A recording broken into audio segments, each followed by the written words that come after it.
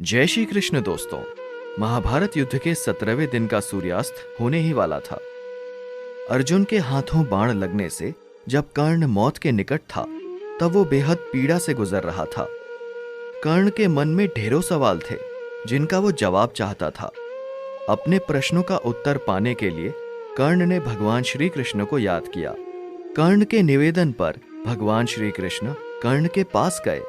कृष्ण के समीप आते ही कर्ण ने कहा, प्रणाम वासुदेव, अच्छा किया आप आ गए। मेरे मन में कुछ प्रश्न है जिनका उत्तर आपसे मैं चाहता हूं।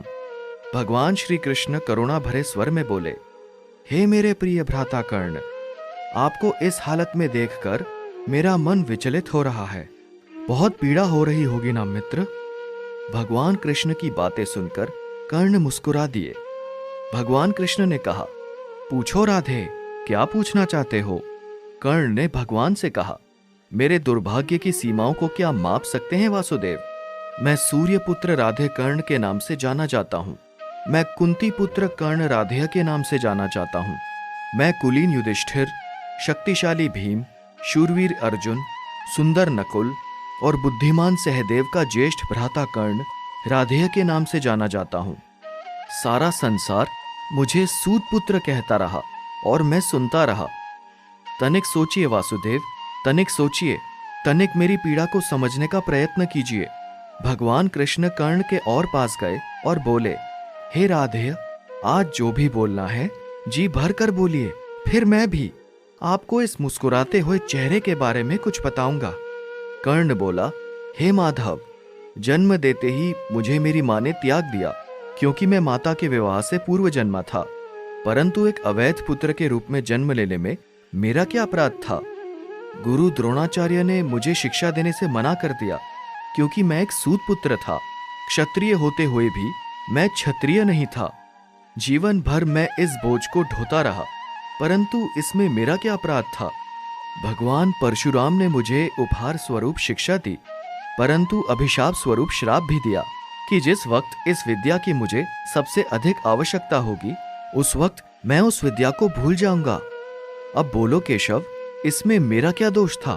एक बार जब मैं अपनी शब्द भेदी बाण की विद्या का अभ्यास कर रहा था तब मेरा तीर गलती से एक बछड़े को लग गया और बछड़े की मृत्यु हो गई, जो बस एक दुर्घटना मात्र थी।